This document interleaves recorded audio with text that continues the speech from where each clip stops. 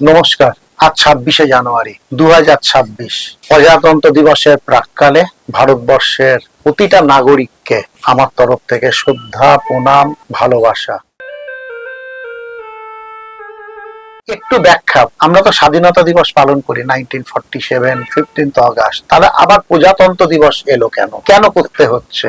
অত্যন্ত সহজ ভাষায় আপনাদের বোঝাই। আমি একটা বাড়িতে ভাড়া এলাম, মানে বাড়িতে আমি ভাড়াটে হিসেবে আছি, অর্থাৎ স্বাধীনতাটা এলো আমার দেশে, কিন্তু আমি ভাড়াটে বাড়িতেই রয়েছি, কারণ লর্ড মাউন্টব্যাটেন তখন ভাইসরয়। এবার বাড়ির যখন দলিল আমি হাতে পেলাম, অর্থাৎ বাড়ির মালিক যেদিন হলাম, তাহলে যেদিন আমি বাড়িতে প্রবেশ করলাম ভাড়াটে হিসেবে সেদিন একটা দিন, আর যেদিন আমি বাড়ির সনদ পেলাম অর্থাৎ দলিল পেলাম সেদিন আমি বাড়ির মালিক হলাম। একইভাবে 1950 সাল বাবা সাহেব আম্বেদকর, যে আমাদের সংবিধান, পৃথিবীর অন্যতম শ্রেষ্ঠ সংবিধান তিনি বানালেন, অর্থাৎ ভারতবর্ষ তার নিজস্ব সংবিধান পেল।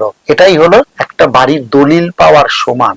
বাড়ির মালিক আর দেশের সংবিধান পাওয়া মানে হচ্ছে এবার দেশ থেকে কিভাবে ব্রিটিশরা চলে গেলেন, আমরা আমাদের দেশের দায়িত্ব পেলাম। সুতরাং প্রজাতন্ত্র দিবস মানে হচ্ছে সংবিধান তৈরি হলো এবং সেই দিন আমাদের দেশের সংবিধানকে লাগু করা হলো, প্রয়োগ করা হলো। এটাই হচ্ছে প্রজাতন্ত্র দিবসের তাৎপর্য। আজও আমরা 26 সাল অর্থাৎ 50 সাল থেকে 2026 আমরা প্রায় 73টা প্রজাতন্ত্র দিবসও আমরা কাটিয়ে নিয়েছি।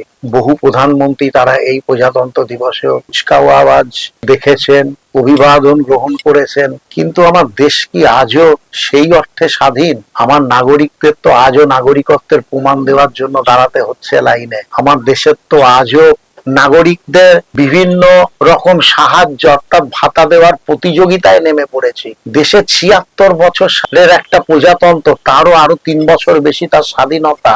79টা বছর কেটে গেছে স্বাধীনতার পর, আজও আমরা দলমত নির্বিশেষে একটা প্রতিযোগিতায় নামছি। আমরা কত ভাতা দেব দেশের জনগণকে? দেশের জনগণকে এখনো নিজ পায়ে দাঁড়ানোর জন্য আমরা কোনো ব্যবস্থা করতে পারলাম না। এখনো ভাতা দিয়ে দেশের জনগণদের চালাতে হবে কেন?